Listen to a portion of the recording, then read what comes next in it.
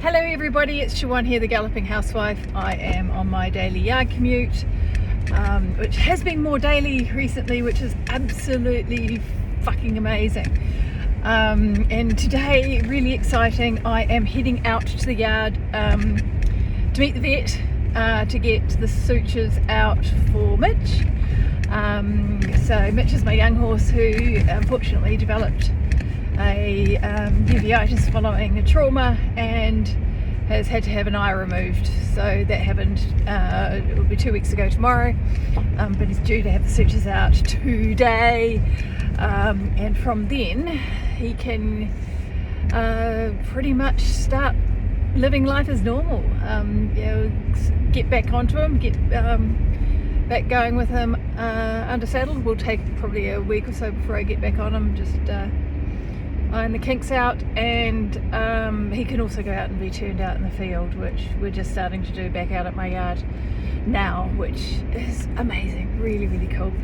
So I'm actually going there a little bit early today, earlier than the vet's coming, because I want to let him out onto the arena, let him have a buck and a play and a roll.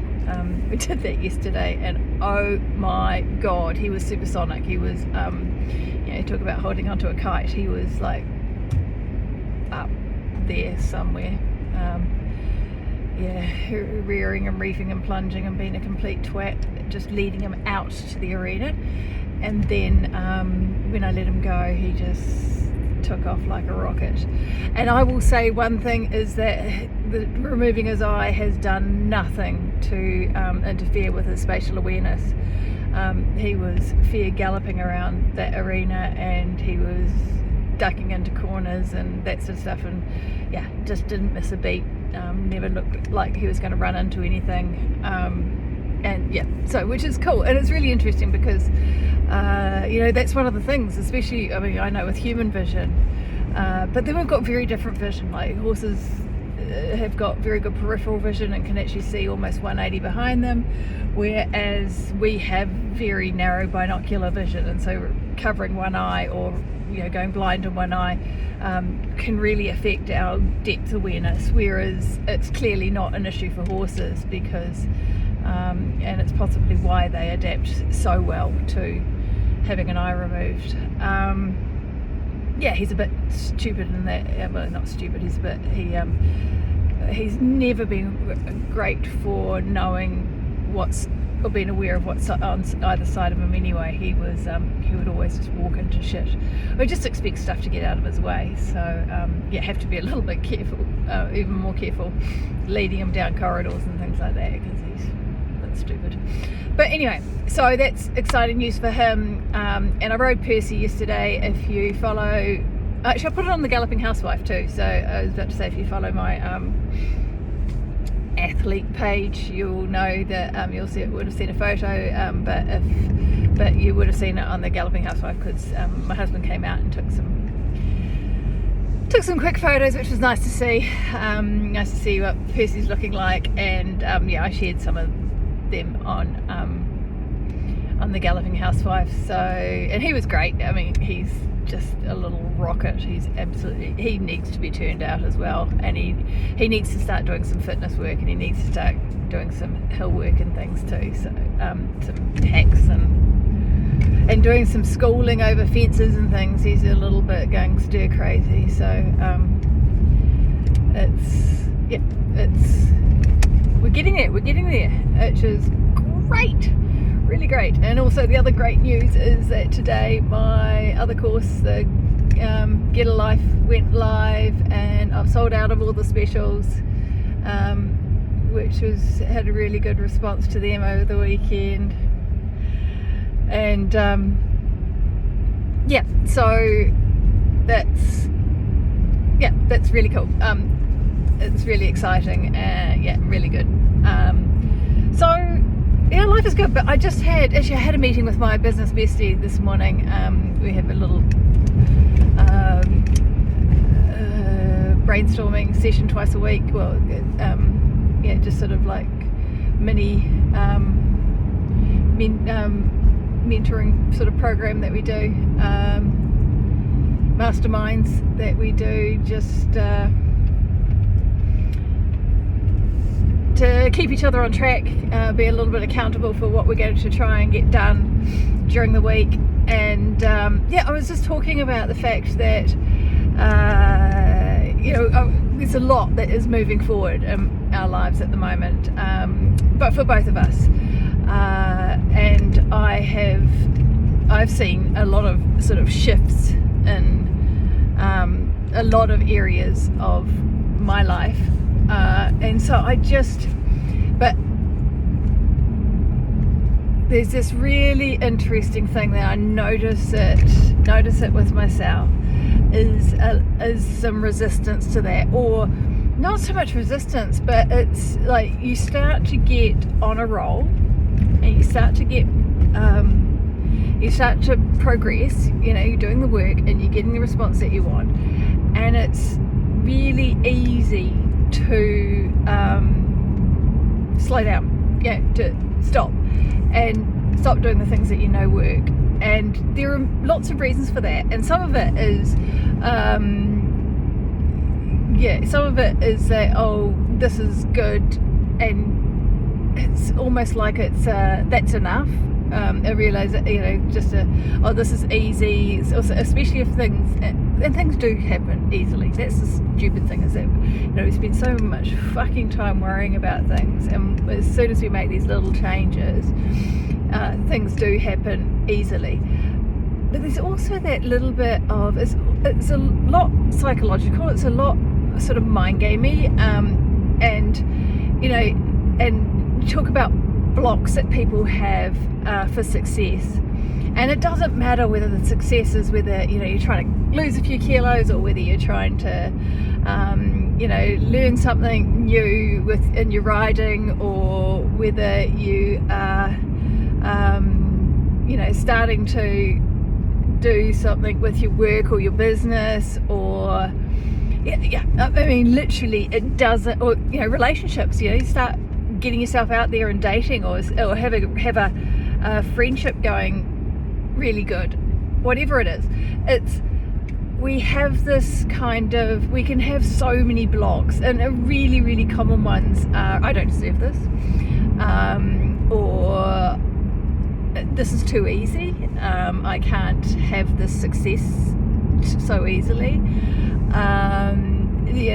We can have a fear of the negative consequences of whatever it is that we're trying to do. Maybe if you're going to lose some weight, you'll become more attractive and you'll get unwanted attention. It's like, or you'll run out of excuses. That is a really good one. If you are doing well with your horse, if you go out and you can perform all this stuff, and you don't get you don't win a ribbon or whatever it is, then you run out of excuses. Like, if you can do it and you don't do it, if you go out there and you've got your flying changes and you muff every single one, and your advanced medium 98, which is in the UK, advanced medium 98 is one that is run at every fucking show, and it has a serpentine with flying changes over the centre line, and it's a bit tricky, and it's and you don't do them, so you run out of excuses, because you can say, oh, he's a bit green with the changes. Well, you can't do it if he's good with the changes, and you just don't set it up when you go out there to do a show. So there's 1,000,001 reasons, and you will have a block to success that is peculiarly, how the fuck do you say that word? Peculiarly yours. And so, and I know I have them, and mine is about worthiness. I don't deserve what I get, so or I will ruin the success. That's the other one, is that I sabotage my own success. as well. So there, you know, but yours will be uniquely yours. And the key thing to look at when you hit these sort of resistances, hit these sort of blocks, mental blocks in your life, is one, to acknowledge them, one, to like forgive yourself for them, like say that's okay, but also to the way through is always action. And it's not about big actions, it's not about pushing things hard, it's just about small actions consistently done. It's just about quietly carrying on, and quietly doing the things that are going to get you one step closer to your goal. You don't need to be bells and whistles, you don't need to go over the top, you don't need to change anything, you just need to quietly keep going, doing what you're doing. So that is my great insight for today. I hope it helped. I hope I can get, actually that's a really good thing, I hope I can get my shit together to actually load these things, because I have got maybe 3-4 weeks worth of these that are on my phone, and that I haven't even swapped them over to my computer, much less uploaded the my language is really good today, isn't it? Not going to apologise for it, because that's just who I am. But yeah, I haven't loaded anything to YouTube, much less put them on my website. So yeah, I'm going to stop now. Stop making excuses. And yeah, and that's interesting, because actually these were starting to get a bit more of a following too. So let's read into that what you will.